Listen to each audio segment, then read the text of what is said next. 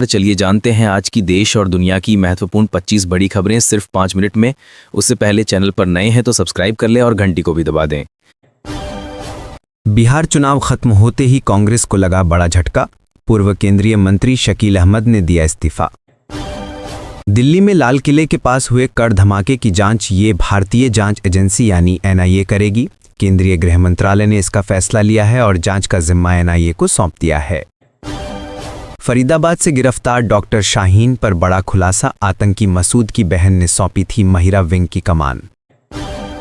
जम्मू कश्मीर के अनंतनाग और श्रीनगर के सरकारी मेडिकल कॉलेज अस्पतालों में प्रशासन ने सभी स्टाफ और छात्रों को अपने लॉकर की पहचान कर उन पर नाम और पदनाम लगाने के निर्देश दिए हैं। ये आदेश जीएमसी अनंतनाग के एक डॉक्टर के लॉकर से हथियार और गोला बारूद बरामद होने के बाद जारी किया गया है।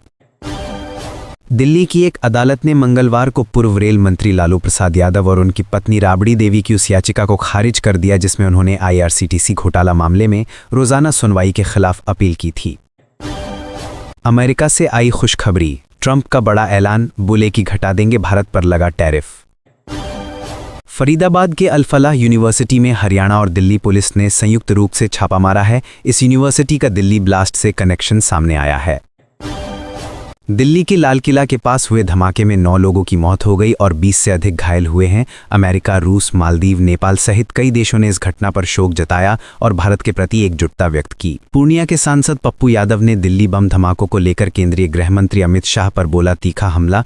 कहा कि प्रधानमंत्री को उन्हें वोट चोरी मंत्रालय का प्रभार दे देना चाहिए क्योंकि वो देश को सुरक्षित रखने में विफल रहे हैं। दिल्ली में प्रदूषण की समस्या गंभीर होती जा रही है। जहरीली हवा लोगों के स्वास्थ्य पर सीधा असर डाल रही है, लेकिन अब तक इससे राहत का कोई ठोस समाधान नजर नहीं आ रहा है। देश की राजधानी में हवा की गुणवत्ता पर नजर रखने के लिए कई इलाकों में एयर क्वालिटी मॉनिटरिंग स्टेशन है जहां AQI रिकॉर्ड किया जाता है। दिल्ली लाल किला धमाका। अखिलेश यादव ने खुफिया एजेंसी की नाकामी पर उठाए सवाल। कहा कि अब पीएम मोदी पर ही भरोसा करना होगा। तुर्की वायुसेना का एक C-130 सैन्य कार्गो विमान मंगलवार को जॉर्जिया में दुर्घटनाग्रस्त हो गया। तुर्की रक्षा मंत्रालय ने पुष्टि की है कि विमान में 20 तुर्की कर्मी सवार थे जिनमें उड़ान दल भी शामिल था। हादसे में कितने लोगों की मौत हुई है इसकी आधिकारिक पुष्टि अभी तक नहीं की गई है। बेंगलुरु सेंट्रल जेल से पार्टी का वीडियो सामने आते ही हड़कंप मच गया। अंडर ट्रायल कैदी शराब, नॉनवेज और मोबाइल फोन के साथ डांस करते दिखे। वीडियो वायरल होने के बाद सरकार ने सख्त कदम उठाए हैं। 2 जेल अफसर को सस्पेंड करने के साथ 4 कैदियों के खिलाफ केस दर्ज करके जांच के आदेश दिए गए हैं। दिल्ली में धमाके के बाद उत्तर प्रदेश पुलिस ने सभी जिलों में हाई अलर्ट जारी कर दिया है। इसी के तहत कानपुर में रेलवे स्टेशन पर पुलिस और जीआरपी ने सघन चेकिंग अभियान चलाया। संयुक्त पुलिस आयुक्त आशुतोष कुमार ने कहा, दिल्ली की घटना के बाद पूरे शहर में सुरक्षा बढ़ा दी गई है। रेलवे स्टेशन, बस अड्डे, भीड़भाड़ वाले इलाकों में हमारी टीमें सर्च ऑपरेशन चला रही हैं। दिल्ली में वायु प्रदूषण बढ़ता जा रहा है। एयर क्वालिटी में लगातार गिरावट देखी जा रही है। सोमवार को सुबह 8 बजे दिल्ली में एयर क्वालिटी इंडेक्स का औसत AQI 379 पर था, जो बहुत खराब कैटेगरी में आता है। इसे रोकने के लिए GRAP 3 के तहत लगाई गई पाबंदियां भी बेअसर साबित हो रही हैं। लोकसभा और विधानसभाओं में महिलाओं को 33% आरक्षण देने वाले नारी शक्ति वंदन अधिनियम को लेकर सुप्रीम कोर्ट ने केंद्र सरकार से जवाब मांगा है। अदालत ने पूछा है कि महिला आरक्षण कब लागू किया जाएगा और परिसीमन प्रक्रिया कब शुरू होगी। राहुल गांधी ने रविवार को बढ़ते वायु प्रदूषण और खराब एयर क्वालिटी के खिलाफ प्रदर्शन में शामिल होने वाले लोगों को हिरासत में लिए जाने की आलोचना की। उन्होंने कहा कि यहां लोग साफ हवा की मांग को लेकर शांतिपूर्ण प्रदर्शन कर रहे थे, लेकिन ऐसे नागरिकों के साथ अपराधियों जैसा व्यवहार क्यों कर रहे हैं। उत्तर प्रदेश के मुख्यमंत्री योगी आदित्यनाथ ने सोमवार को कहा कि उनकी सरकार राज्य के स्कूलों, कॉलेजों और शिक्षा संस्थाओं में वंदे मातरम को गाना अनिवार्य कर देगी। तेजस्वी यादव ने चुनाव आयोग पर वोटिंग से जुड़े आंकड़े छिपाने का आरोप लगाया है।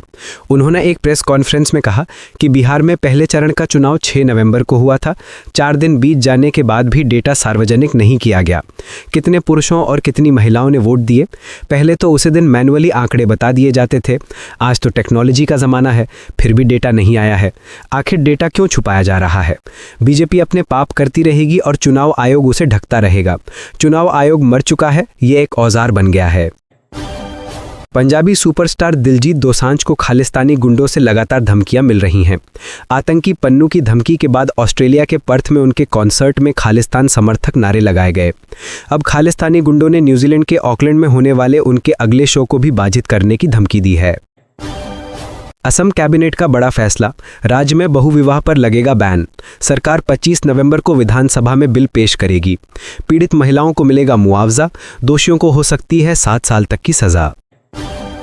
राजस्थान, छत्तीसगढ़, झारखंड और मध्य प्रदेश में आने वाले दिनों में शीतलहर की चेतावनी जारी की गई है, यानी कि ठंड बढ़ने लगी है और तापमान में अभी और गिरावट होगी।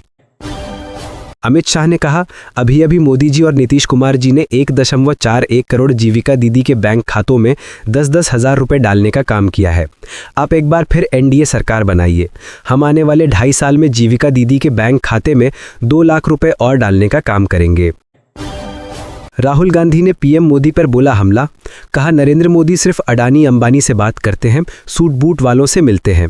वे कभी किसानों, मजदूरों, युवाओं के पास तक नहीं जाते। अगर वे कभी बिहार के किसानों, मजदूरों और युवाओं से मिलेंगे तो वे बताएंगे कि उन्हें फूड प्रोसेसिंग यूनिट चाहिए, अस्पताल चाहिए, रोजगार चाहिए। लेकिन नरेंद्र मोदी गरीबों से बात ही नहीं करना चाहते। बीजेपी प्रवक्ता धनंजय गिरी ने कहा, बिहार के मन में मोदी और नीतीश कुमार हैं। तेजस्वी जी खुद किसी सरकारी नौकरी का फॉर्म भरने की योग्यता नहीं रखते। वे सरकारी नौकरी कहां से देंगे? राहुल गांधी ने प्रधानमंत्री नरेंद्र मोदी, अमित शाह और चुनाव आयोग पर तीखा हमला करते हुए कहा कि मोदी जी और अमित शाह कहीं भी चले जाएं, लेकिन एक दिन वोट चोरी के लिए पकड़े ही जाएंगे। हमने हरियाणा में 25 लाख फर्जी वोटों का खुलासा किया था। 2 करोड़ मतदाताओं वाले राज्य में ऐसा चुनावी घोटाला हुआ, लेकिन ना मोदी बोले, ना चुनाव आयुक्त ज्ञानेश कुमार बोले। सच सबके सामने है। बल्लभगढ़ में बाबा बागेश्वर की पदयात्रा में शामिल हुए मुस्लिम समाज के लोग जय श्री राम के जयकारे लगाए और कहा कि हम बाबा बागेश्वर के हिंदू राष्ट्र के समर्थन में हैं, हमारे पूर्वज भी श्री राम हैं। पटना के दानापुर में अचानक गिरी मकान की छत, हादसे में एक ही परिवार के 5 लोगों की हुई मौत। अभिनेत्री शिल्पा शेट्टी और उनके पति राज कुंद्रा ने 60 करोड़ रुपए धोखाधड़ी मामले में मुंबई ईडब्ल्यू द्वारा दर्ज एफआईआर को रद्द कराने के लिए बॉम्बे हाईकोर्ट में याचिका दायर की है। दंपति ने दावा किया है कि ये एफआईआर उन्हें ब्लैकमेल करने और पैसे वसूलने के दुर्भावनापूर्ण इरादे से दर्ज की गई है। कोर्ट में सुनवाई 20 नवंबर तक स्थगित कर दी है।